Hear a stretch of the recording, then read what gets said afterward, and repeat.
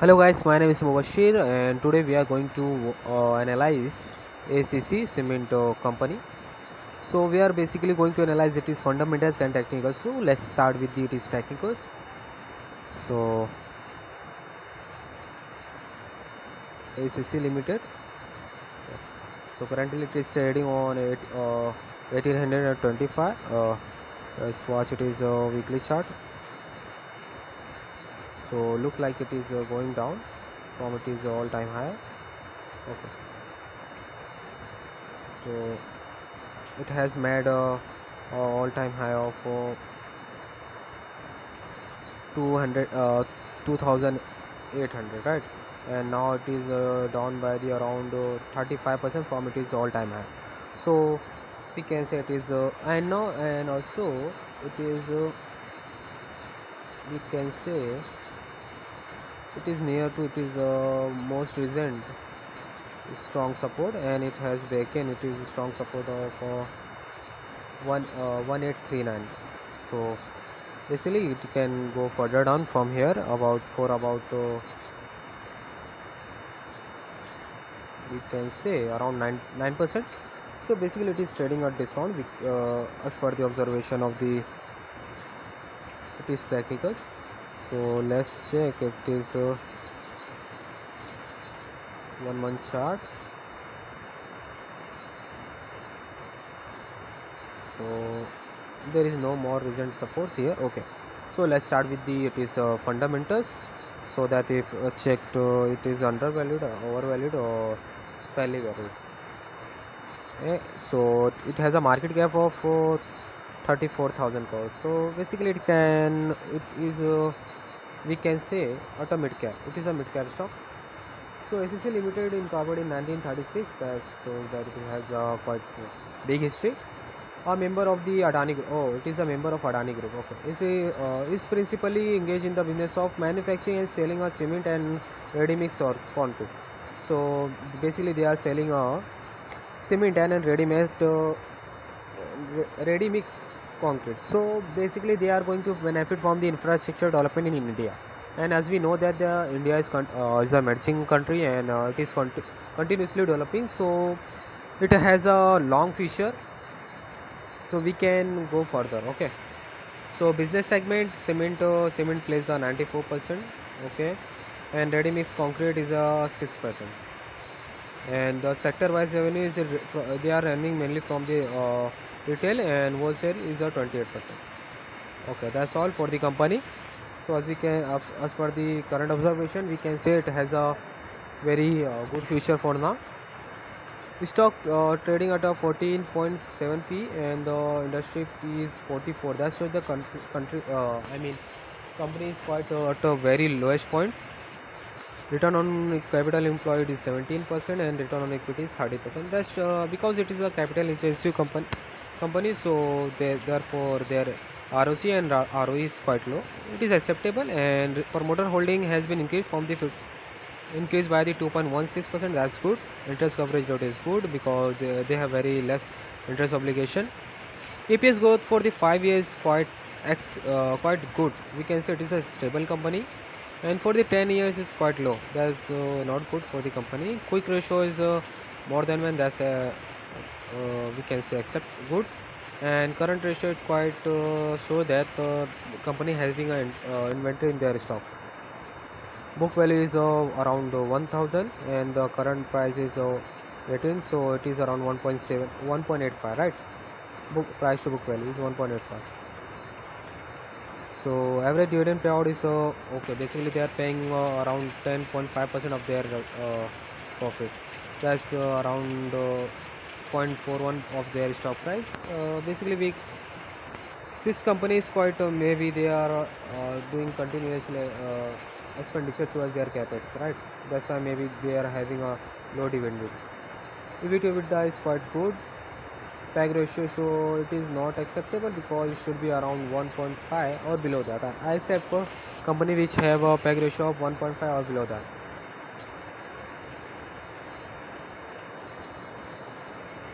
And now let's analyze the historical trend of P and APS.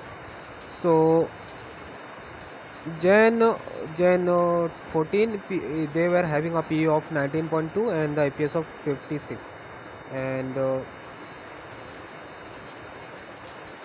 Jan 19 they were having a PE of 27 and EPS of 52.92. Okay, and in Jan 22 they were having a PE of 20 and the EPS of 116. Okay, that's good. In uh, in around Jan or they were having a P of 27.7 or EPS of 89.17, and now they were having a P of 14 and EPS of 125. That shows that the overall company is undervalued as per the trend of the P and the EPS, right?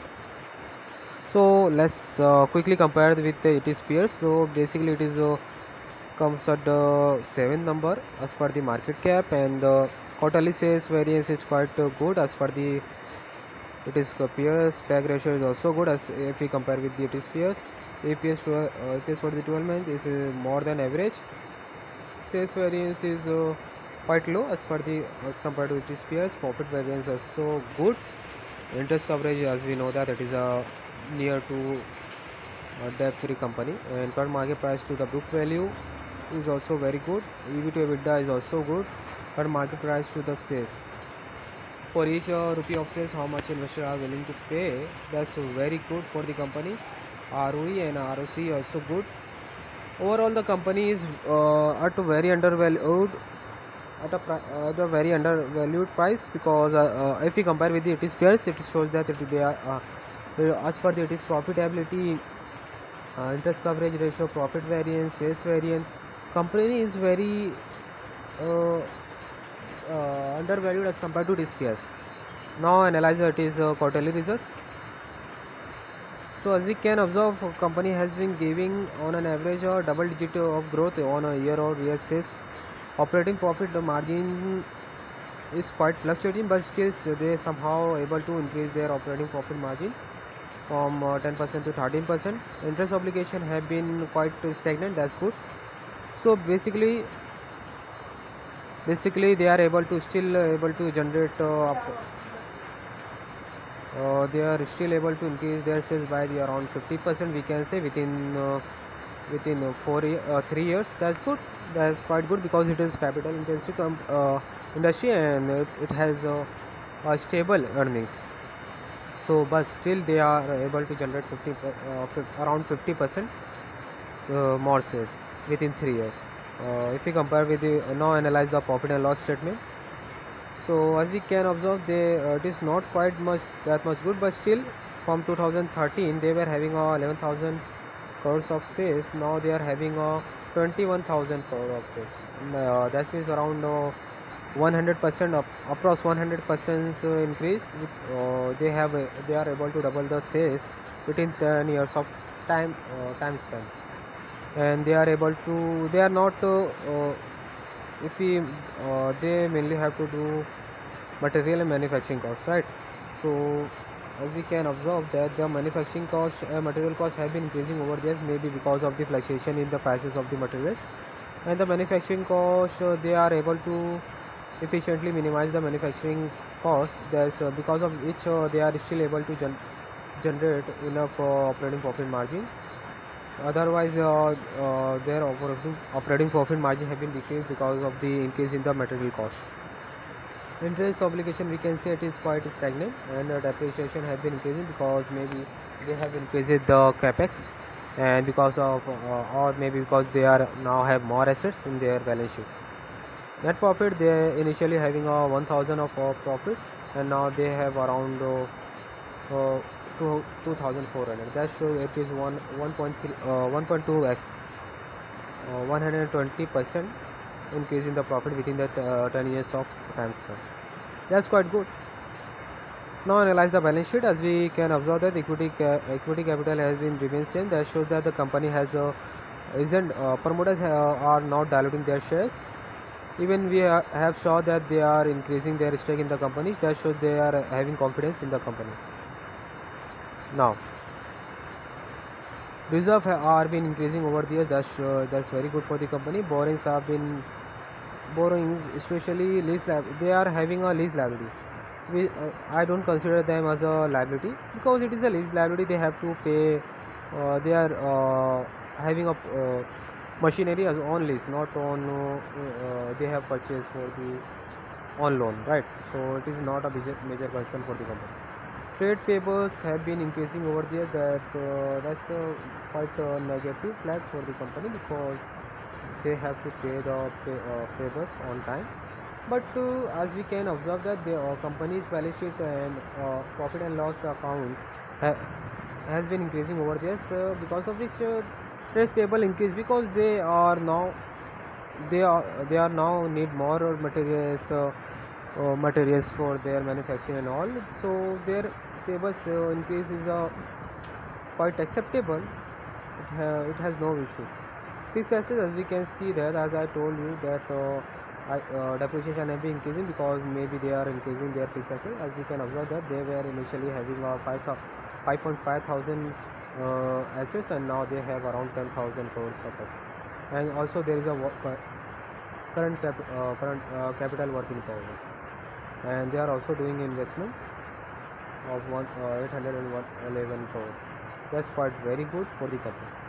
So cash from the operating activity, as we can see that they were having around 1200, and if you deduct it from here, so it is around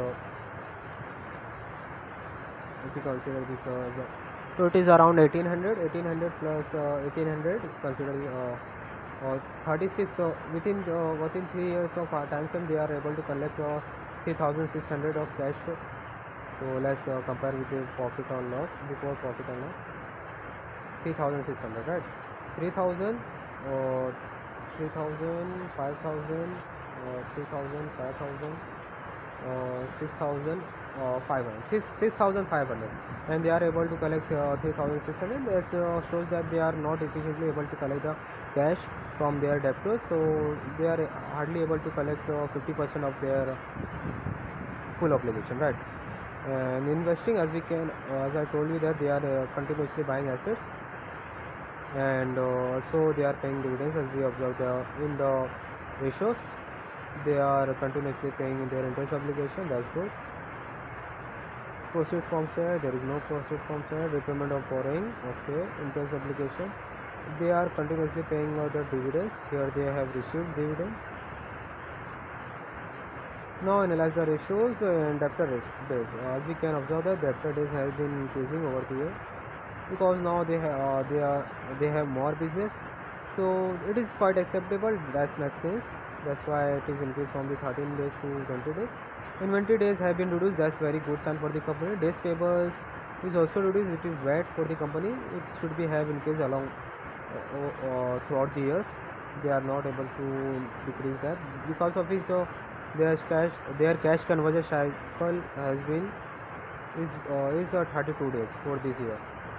Cash conversion cycle simply shows that for how much there is the net working capital, that is current assets minus current liabilities, has been tied up in the business, right? The formula is simple. So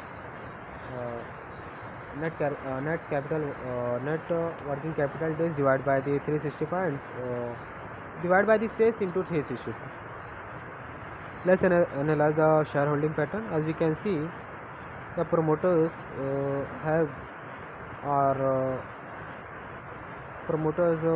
stake in the company remains same over the years, and FIs are reducing their stake in the company. That's bad sign for the company. And DIs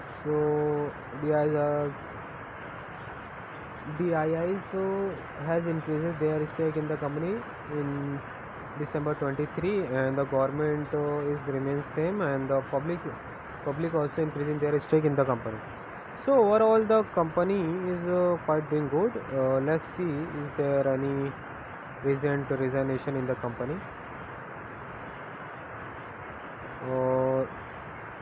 Resignation of the director. There is a resignation of the director in the company on 15 September. That's quite bad news for the company.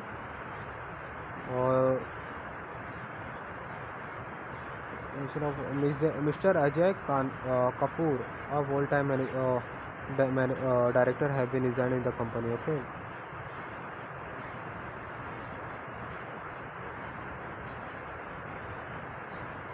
Okay. So there are multiple resignation happened in recent event, like resignation of company secretary and whole time. I don't know what it is.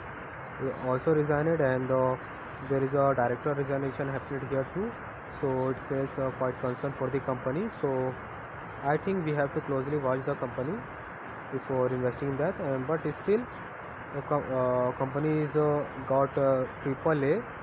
That shows that the company is quite stable in terms of paying their obligations. So overall, company is doing quite very good, but still they are not able to collect the cash. Their cash is still stuck.